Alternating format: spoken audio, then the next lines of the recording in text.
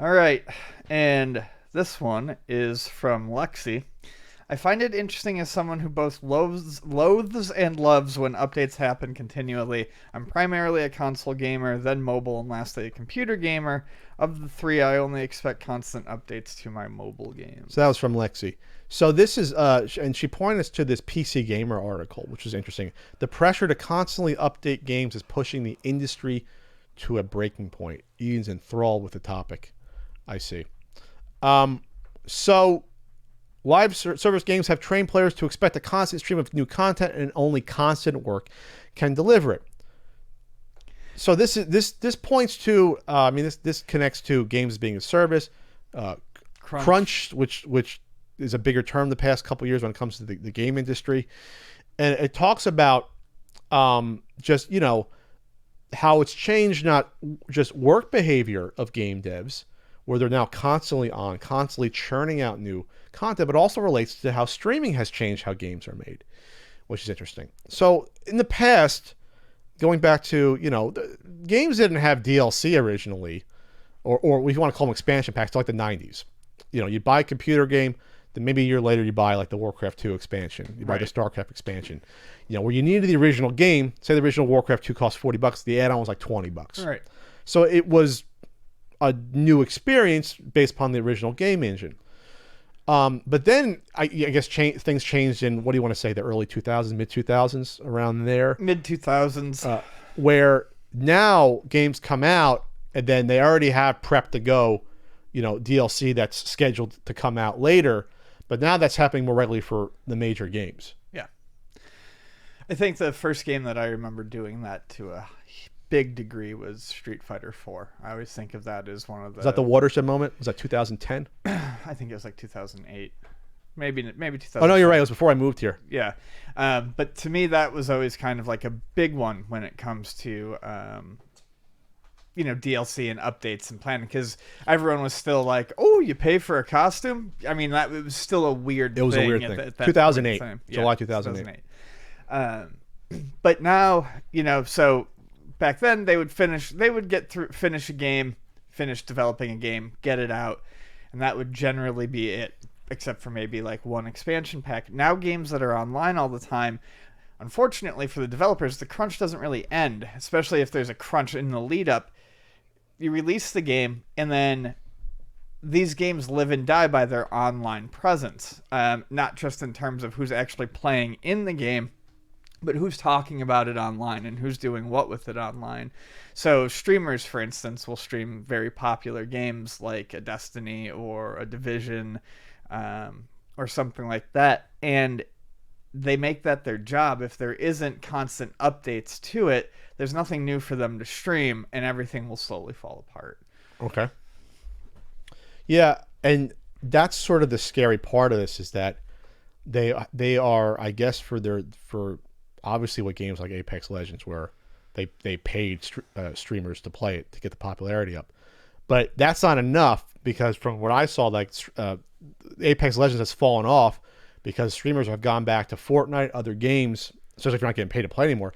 So unless people are streaming it, people outside of the streamers will be less likely to play them because they're not aware of it, and it's not the cool and hot thing to play still.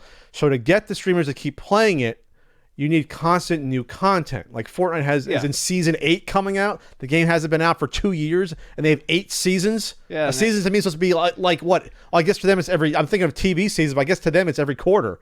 It's a new game experience. Well, basically what happens is they use storyline to change the map up. Yeah, now it's winter. Now there's a new island or whatever the fuck is going on. Or this city is gone now, etc. Yeah. So I understand that, and I guess if that's the way to keep going, but on the back end, there's no downtime. It's not like you put a game out, you can rest for a couple of months, right. Or we just put out the new Sierra game. Al Lowe wrote the game. He worked on it hardcore for 8 months straight, crunched, and then I can vacation for a bit and work on the Freddie Parker's Pharmacist game here and there. Freddie Farkas Frontier Pharmacist. Yes, I never could get the name right. I think I played it once, the demo.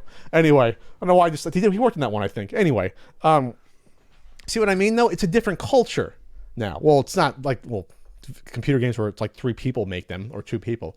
but it's different now. The mode has changed, and I guess what you can say is, well, have games become too big for the britches when it comes to that? It's like, well, maybe they have, but at this point, we're sort of locked into the streaming world. Yes, Al Lowe did work on Freddy Fighter. How the hell did I know that? I think just pull it out of my butt. It was Al Lowe and Josh Mandel, who also worked on Space Quest games. Yeah, I know that much. Yeah. So and then streamers, and this affects streamers too, just in the fact that streamers now, not streamers for Action 52, one of the best concepts ever that should get remade. Not the crap remake they did with Bionic Commando. I want little cute mouse in a party hat streamer. If streamers only stay relevant if they think their audience is interested in what they're playing, and it has to be new and fresh. So they're gonna move away from a game that has been updated in a while to keep their audience. So if that makes sense. So if Apex Legends doesn't get a big update in a few months, or Fortnite doesn't, they'll find a game that's new. Right. Just so that people will, oh my God, I haven't seen the same Fortnite. I saw Fortnite for 10 years in a row, but here's a new game. So now the influencers are affecting how games are developed. Yep. So that to me is weird, strange. It's actually, I think, bad for most of us, because maybe we want, I don't know, for an example, I don't know, maybe I want Epic Games to work on an arena shooter that would probably sell very well if they put money into it. Jesus. But now they can't, because they're tied up in this world. Because they're in this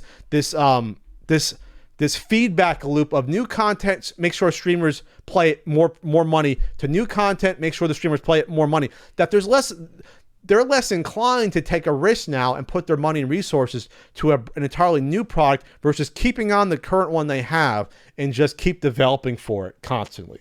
Versus taking a step back from Fortnite, in this example, and putting money and resources towards, I don't know, Unreal Tournament 2020, and doing that, and that could be a big hit on its own, but now we'll never know because they're stuck here and it's working for them. But now what suffers is creativity.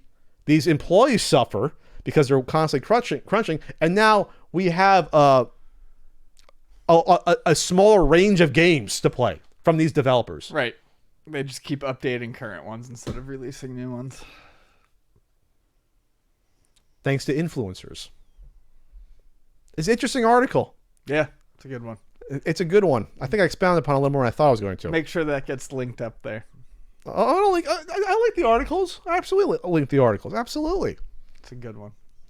While Anthem was not well loved by reviewers when it launched, BioWare fans were vocal in its defense. That's changed now. Look at the Anthem subreddit. Paints a much bleaker picture with posts about how the trust is gone, that fans' goodwill was sneakily garnered from the game community before launch with shady business tactics. That has to do with, I guess, how they released the game and how. Well, Anthem's a game where the only way those games make money is constant content rolled out. Anthem or Apex? Talking about Anthem. Okay, They're talking about the crunch of. That's talking about a crunch of a game like that where you constantly have to have DLC lined up for year after year to make money on it, and how that's the way the game model is now for that. You know, it'd be like playing my example is Warcraft, because Warcraft's the first game I bought an expansion pack to, Warcraft 2. So if you bought Warcraft 2, but in order to fully experience the game, you knew you had to buy their add-on. I didn't have to buy the add-on to love Warcraft 2, Tides of Darkness. It's a great game. The expansion was literally a bonus game. But now it's like the integration of these new pieces feel like you have to get them. Sure. You need to get them to stay up with it. So that's how the games change as well for games like that, where games is a service. I'm rambling a lot this podcast. I feel weird. I'm making sense? Mostly. Okay. I've at least been able to pay attention and ascertain that. Oh, really? You're making sense.